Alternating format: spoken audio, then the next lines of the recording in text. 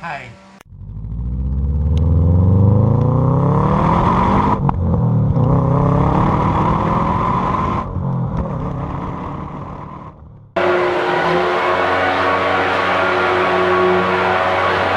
Out of all the mornings that I pick, it's the day that the gardeners are here. Hello kids! Yes, I know it's been quite a while since I've uploaded a car video, but a lot of shenanigans have happened in my life ever since then. I was unfortunately kicked out of my beloved Orange.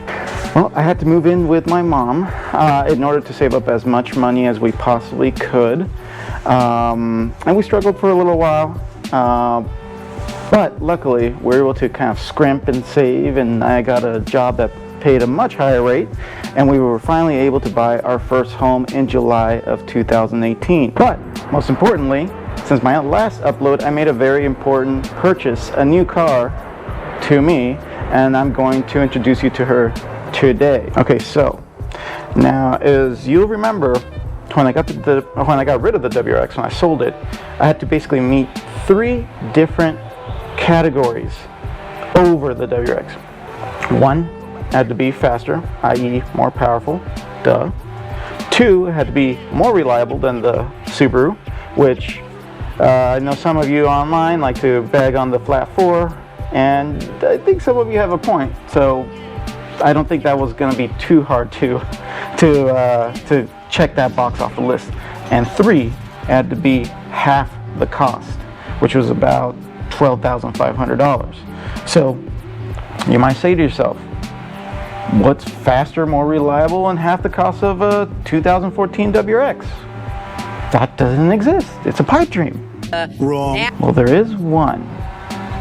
Enter the W211 2005, actually 2003 to 2006 Mercedes-Benz E55 AMG. Now, when it was released back in 2003, it was the fastest sedan in the world.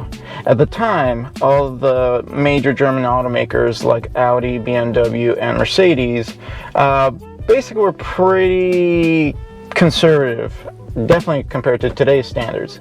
Most top-of-the-line performance cars that they had were about 350 horsepower. When this came out, Mercedes-Benz basically just downed some moonshine, I'm guessing, or whatever German moonshine there is, and then they basically went balls to the wall on creating this thing. They basically said to themselves, no, we need to make the fastest car on the planet. And the way we do that is by stuffing a 5.5 liter supercharged V8 that makes 469 horsepower. So as you can imagine, this blew away the competition, made it pretty much an instant classic, and it basically checked off all the boxes compared to my 2014 WRX. And it took me a while to find it. I went through a lot of these vehicles, and a lot of them were pretty ragged. A lot of folks didn't really take care of these things, which makes them all the more rare. But I was finally able to find one in June of 2017, right before I got kicked out, like 5 days before. And I've been loving it ever since. Now, there's lots of review videos on YouTube about this car, so I won't bore you too much with like all the quirks and features. Bless us, Daddy Doug. But here's the gist of it. So like I mentioned before in my German phase of the video, this bad mother effer is packing the legendary M113k engine, which, as I mentioned before, is a 5.4 liter, actually, now that I think about it, supercharged V8. It is making 469 horsepower and 516 pound-feet of torque through a 5-speed slush box. Now I say it's a slush box because it is an automatic, but furthermore, this was Mercedes's legendary workhorse. So now this transmission isn't very fast, but this thing will never break, and that's huge. So I'm at a point in my life where I prefer reliability over performance. So if it's gonna shave off, you know, a couple tenths of a second in 0-60 times, it's probably not worth it if I'm gonna be dealing with reliability issues. So I'm very happy that this has a pretty sluggish but very dependable drivetrain, or actually, you know, gearbox here. Transmission, well, it also weighs about 4,000 pounds, and it has 8-piston, that's right, 8-piston front calipers from the mighty McLaren SLR. These have no right being here, but they are, because as I mentioned before, we had our AMG engineers that said, let's go balls deep into this market. It also came with the factory Aromatic Suspension, which is just an air suspension system. More on that later. Now, with that out of the way, let me go ahead and tell you what I've done to it over the years. Now, my very favorite mod that I think I've done in any car ever is the electric cutouts. So basically, what they are is electric motors with some servos that open up flaps and are welded to your exhaust system. What I like to call them is my idiot switch. Now, subscribe to the channel for more videos on that later. I think you're gonna enjoy those. My next and final mod was to resolve one of the few issues that these cars are plagued with, which is the aromatic suspension. Now, don't get me wrong, it's nice, it's comfy, it's super handy being able to adjust the ride height whenever you need to, especially over speed bumps. And it can be a bit sporty when you need it to be on the corners. But, and this is a Kim Kardashian sized but, it's not reliable. Case in point, this fucker left me stranded at work on a Saturday afternoon when I just came in to pick something up. The right front strut completely failed, and I walked to my car in the parking garage, basically slumped over this way. Completely undrivable.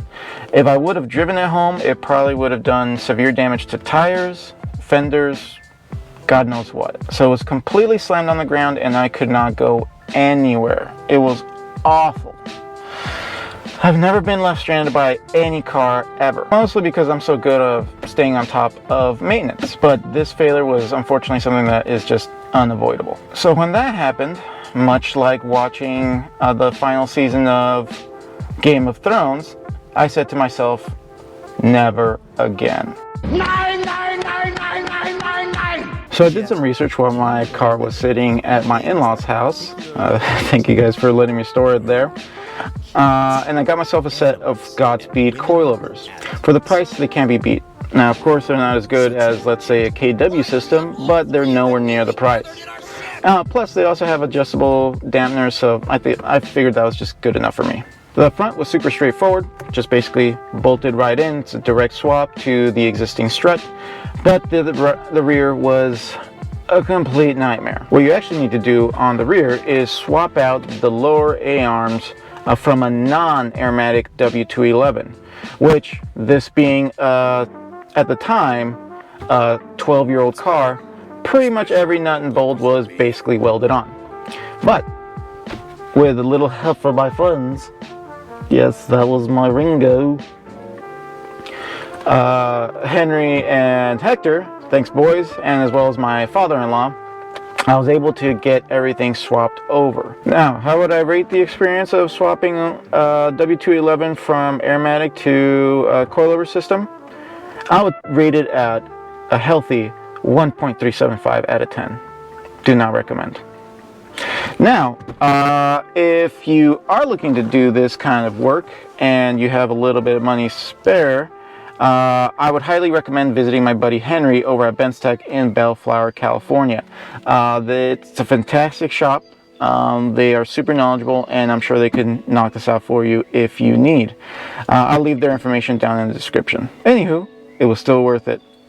Not just for the reliability, as I'll never be stranded ever again, but just look at it. Look it. Look, you filthy beast. Look. Is nice.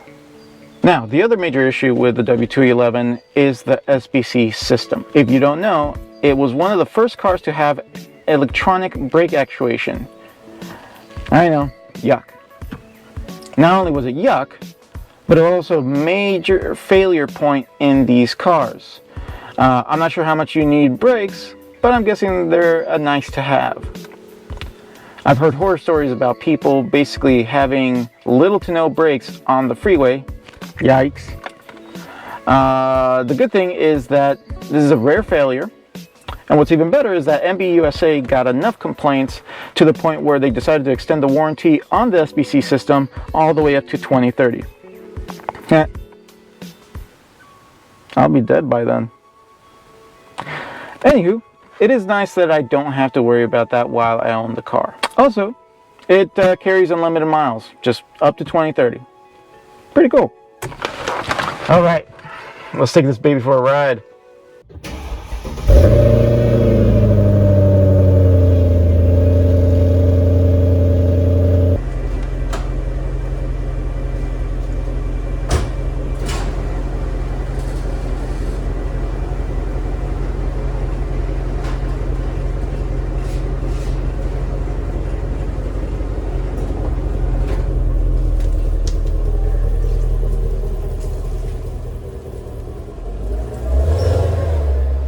Okay, again, there's tons of YouTube videos out there,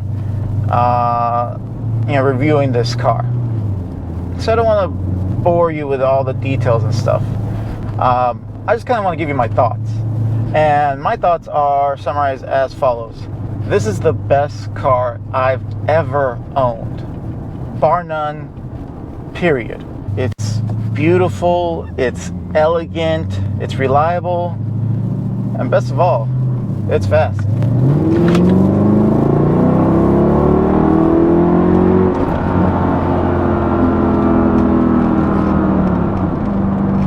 This car can go from driving Miss Daisy to sheer beast mode, with as little as flipping the mode from comfort to sport.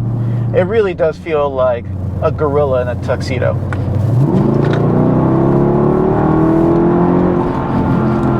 Now, that is not to say that this car is perfect. Of course not. I mean, it's got a big old V8. It is thirsty. I mean, it's got a big old supercharger strapped to it. Of course it's going to waste fuel. Well, waste is a strong word, because if you're enjoying it, is it really a waste? Still, surprisingly, this car actually averages about the same mileage as my old WRX did, which is incredible. I think that basically fell into, of course, it having an all-wheel drive system, a permanent all-wheel drive system, and that sucks up a lot of gas, but still very impressive. Almost double the horsepower for about the same mileage.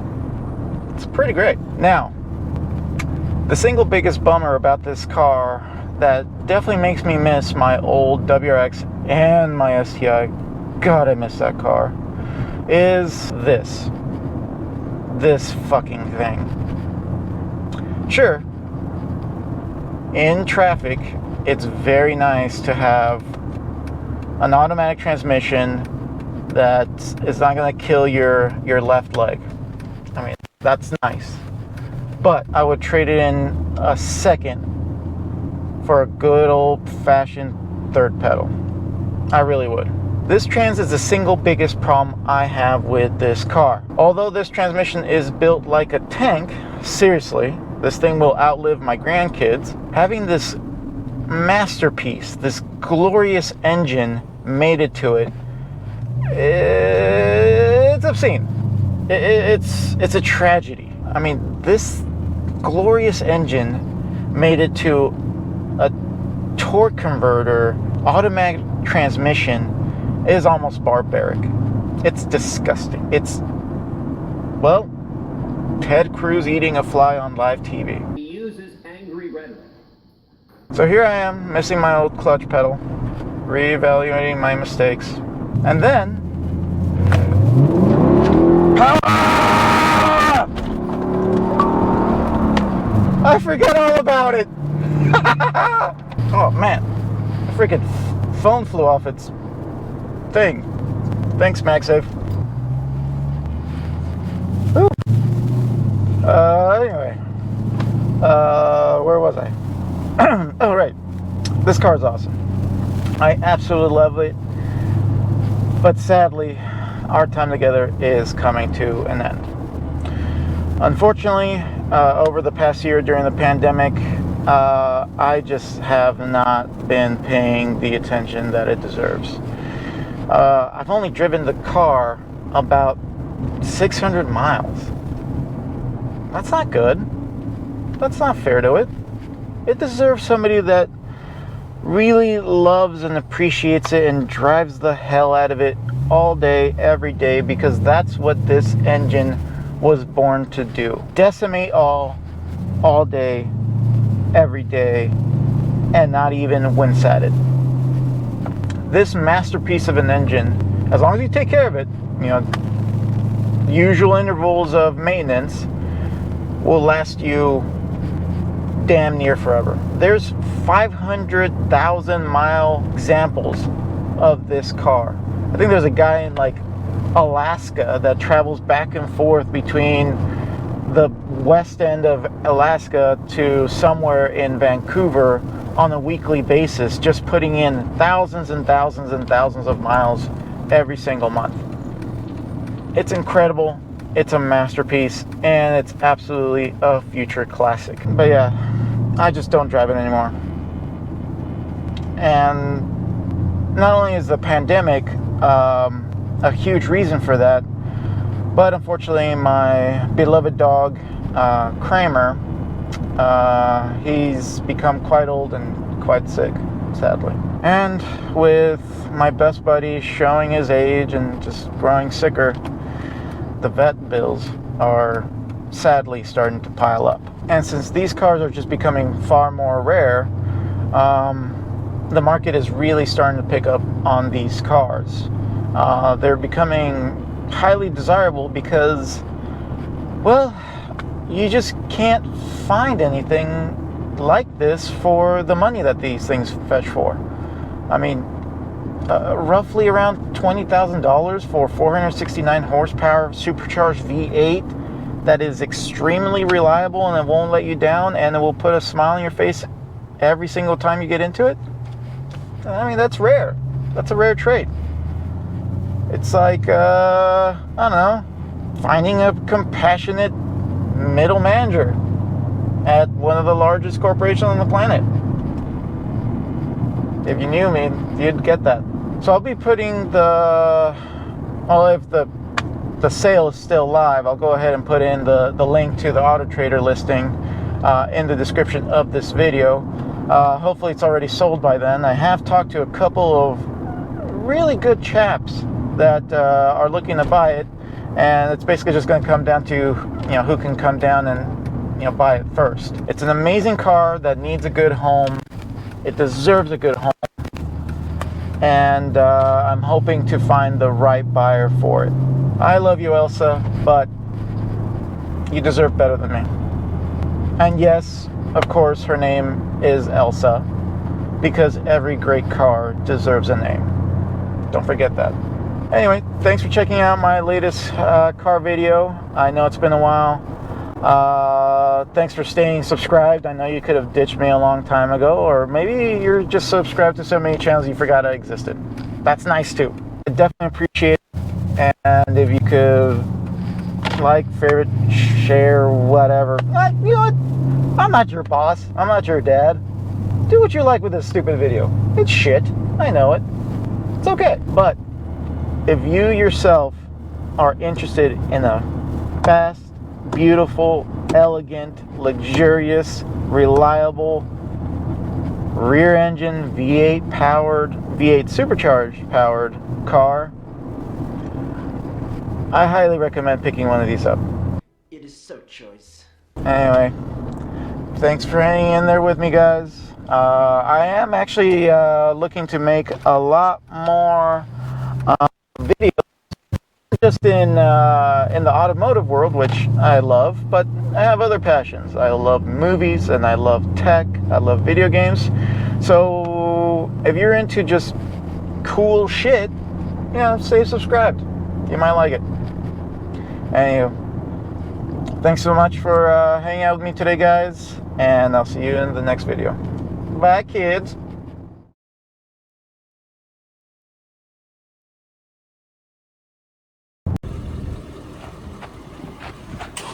Bye.